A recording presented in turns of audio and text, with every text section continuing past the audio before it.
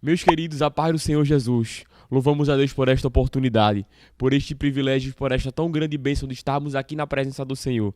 Louvamos a Deus pela vida de cada um dos membros da nossa querida superintendência da nossa escola dominical, pela pessoa do nosso evangelista Renato, nosso presbítero Carvalho, que coordena todo este trabalho do EBD Online, como também cada um dos membros da equipe de comunicação e mídia de nossa querida IADALP, que as bênçãos do Senhor continuem estendidas sobre vós. Estamos juntos em mais uma aula de nossa escola bíblica dominical online, da faixa etária de pré-adolescentes. Hoje, na lição de número 7, que tem por temática Meu Ego, Meu Inimigo. Hoje iremos estudar uma riqueza muito grande da psicologia, um pouco mais da área da psicanálise, deste momento e desta fase de tantas transformações, tantas mudanças, descobrimentos e tantas novidades que é a fase da pré-adolescência. Sem mais delongas, estamos seguindo em mais uma lição do nosso querido trimestre que tem por temática pré-adolescência. Que fase é essa? Hoje estamos praticamente passando um pouco mais da metade do trimestre, na 7ª lição deste trimestre tão rico.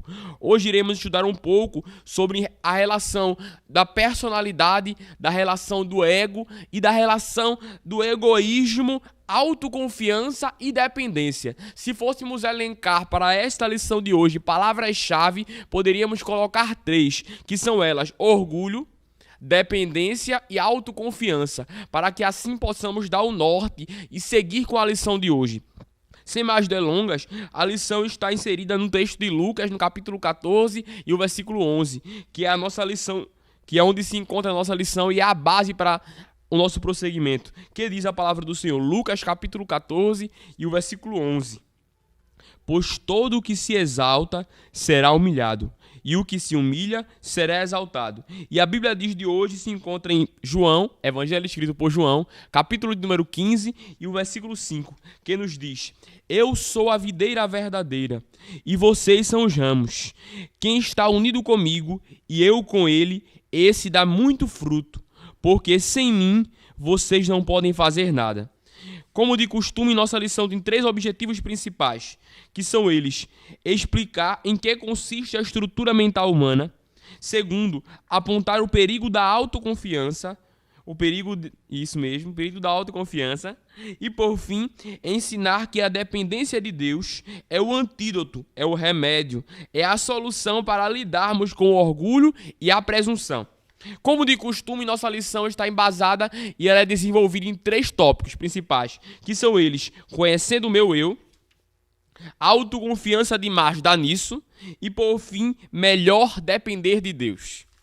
Como eu comecei dizendo e introduzindo, nesta fase de muitas transformações e mudanças, de muitas descobertas e de tantas batalhas e crises, há um confrontamento de muitas tentações. Há um período de muitas crises e de muitas adversidades. Há um período onde os impulsos estão à flor da pele, com o surgimento e com a afluência de muitos hormônios e muitas descobertas que essa fase traz. Há um período de muitas dificuldades. Há um período de muitas decisões, há um período de muitas escolhas a serem tomadas e de muitas situações a serem controladas. Como começamos a nossa lição, precisamos entender, primeiramente, como caráter de introdução, e vale isso como dica para você, querido professor, querida professora, lembrar que as principais batalhas que enfrentamos hoje em nosso cotidiano, em nossa vida cristã, são no campo da mente. As maiores guerras e crises que enfrentamos é no âmbito da psique. É a nossa mente que enfrentamos as maiores batalhas da nossa vida. É onde suportamos ou cedemos às tentações. É onde aceitamos ou suportamos as pressões. Dando prosseguimento, a nossa lição vai começar dizendo: conhecendo o meu eu. Aqui já vai abrir o primeiro leque para entendermos essa questão do ego, que a lição nos traz, em contrassenso, em comparação com a análise psicanalítica, com a análise que Freud traz sobre as teorias da psicanálise, que chamamos também de teorias do aparelho psíquico. Mas, primeiramente, precisamos entender essa questão. Em que sentido a lição quer trazer ego?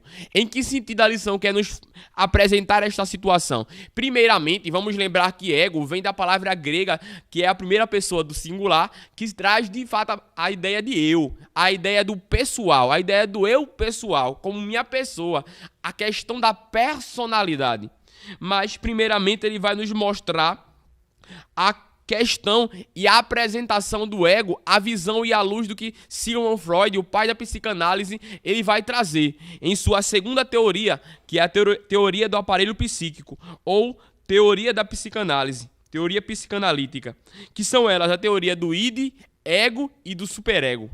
Vamos entender que dessas três vertentes, a primeira, o id, é o que chamamos de impulsos, ou a força impulsiva, a parte instintiva do ser humano, a parte que caminha por sobre os desejos, os sentimentos.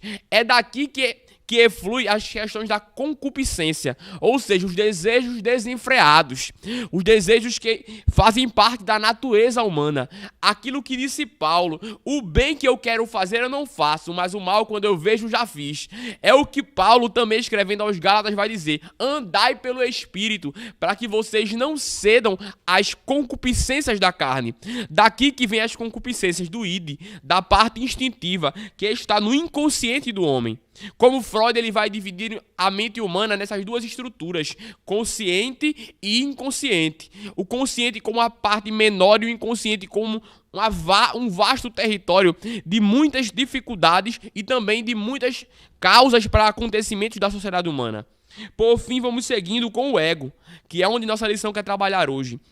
O ego está localizado no consciente humano. O ego é o responsável pela personalidade, é aquele que dá equilíbrio entre o instinto e aquilo que se deve fazer, entre o instinto e aquilo que pode fazer e as consequências de suas atitudes. Por fim, o superego, que é a terceira divisão da psique humana, a terceira divisão da consciência humana, que partem os princípios de ética e moral, que partem também e estão localizadas no inconsciente humano. Poderíamos muito bem fazer este jogo de palavras, dando a lição, em vez de meu ego, meu inimigo, também dizer meu id, meu inimigo. Haja vista que na concepção de Freud, aquilo que parte de instintos e impulsos que podem levar o homem a cometer erros, olhando agora numa concepção cristã, para se distanciar de Deus e mergulhar em pecado, seria o instinto. Seria os impulsos, seria aquilo que para ele é bom e prazeroso para o momento, mas que nem sempre se encaixa com aquilo que o Senhor tem preparado para a sua vida. Vale então ressaltarmos para cada um dos nossos pré-adolescentes que para que tenhamos uma vida equilibrada e sadia diante de Deus e conheçamos a cada dia aquilo que Ele tem preparado para a nossa história, precisamos construir uma vida de equilíbrio e sabermos aquilo que eu posso, aquilo que eu devo e aquilo que o Senhor tem para a minha vida. Disse Paulo, escrevendo aos Coríntios, todas as coisas me são lícitas, mas nem tudo me convém. Cabe até uma alusão, de uma forma lúdica, lembrarmos de muitos desenhos que muitos deles viam no período de infância, como a Disney muitas vezes usava, a ideia do anjinho bom e do diabinho do ouvido. O anjinho seria o superego e o diabinho seria o id. O ego é a parte controladora. O ego é a parte do domínio, que escolhe e toma as decisões. Então, onde está construído os princípios, onde está construído o caráter, que é a parte do superego, ele é direcionado de acordo com o que o ego escolhe. Por fim, encontramos então pessoas assim, que são simplesmente impulsivas, agem pelo calor da emoção, agem pelo impulso e calor do momento, não dando crédito à razão, nem analisando o que o Senhor pensa em relação a isso, simplesmente cumprem, porque nesta fase de pré-adolescência não se pensa muito em futuro. Nessa fase de adolescência não se pensa muito em consequências. Há a máxima que pensa que as coisas que acontecem com os outros não acontecem comigo. Todo mundo aconteceu isso, mas comigo vai ser diferente. Precisamos conscientizar eles que toda ação, como já disse a física de Newton, gera uma reação. Por fim, precisamos ter esta certeza. Precisamos ter uma vida e uma consciência lavada e conduzida por Deus. A nossa lição vai dar prosseguimento e vai nos trazer esta relação da autoconfiança e a dependência, que já é a segunda fase de nossa lição. Como podemos entender e perceber, a autoconfiança é algo que é muito valorizado no nosso contexto social.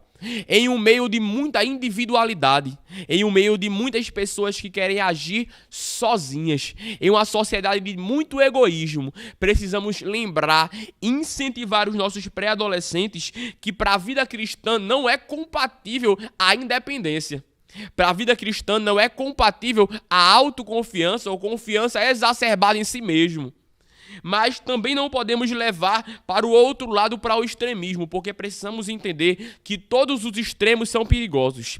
Não podemos valorizar a confiança em excesso, mas também não temos que ter cuidado em quem confiar.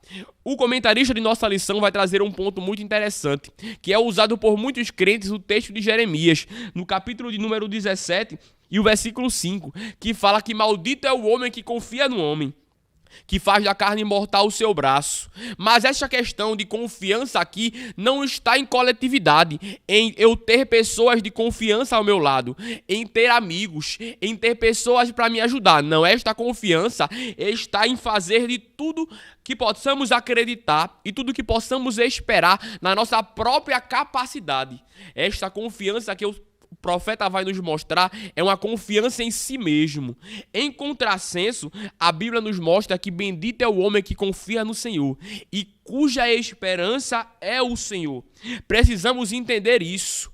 Para que haja uma vida saudável e possamos a cada dia crescer em Deus, precisamos saber em quem confiar, precisamos saber como confiar e em que estamos depositando as nossas esperanças. Como eu falei, é muita individualidade, é muito egoísmo, mas precisamos entender que Deus, ele não faz dar crédito a quem é soberbo, porque a autoconfiança descamba em orgulho. E aqui é onde eu preciso chegar para entender este último ponto, porque vai nos dizer, o último tópico de nossa lição, que melhor é depender de Deus. E aqui encontramos um exemplo muito claro e marcante na Bíblia Sagrada, que é o exemplo de Saul e Davi. Ambos escolhidos por Deus, ambos chamados pelo Senhor. Mas qual era a principal diferença entre Saul e Davi? Saul, quando cresceu, começou a confiar em si mesmo, começou a deixar o seu coração inflar e pensar que podia resolver as coisas com a sua própria capacidade. Precisamos entender, precisamos guardar isso, que a autoestima, ela não pode ser negada, nem tampouco desvalorizada. Mas o problema não é uma autoestima boa, mas sim uma autoconfiança exacerbada. É eu pensar que minha capacidade e o meu potencial podem me levar a conquistar tudo, deixando Deus em segundo plano e pensando que eu posso fazer tudo o que eu quero. Mas na vida cristã não é assim. Precisamos entender que Deus nos dá capacidade, Deus nos dá intelecto, Deus cria as possibilidades, mas tudo parte da vontade soberana dele. E como já disse Jesus, falando para os discípulos sobre a parábola da videira e dos ramos, ele é a videira verdadeira e sem ele nada podemos fazer. Mas Davi, por sua vez, mesmo sendo fraco, mesmo sendo de não muita estatura, mesmo também pecando, ele nos dá uma grande lição, que aquele que se aproxima de Deus e confia no Senhor, mesmo errando, alcança perdão, porque diz a palavra que Deus, ele resiste aos soberbos, mas dá graça aos humildes.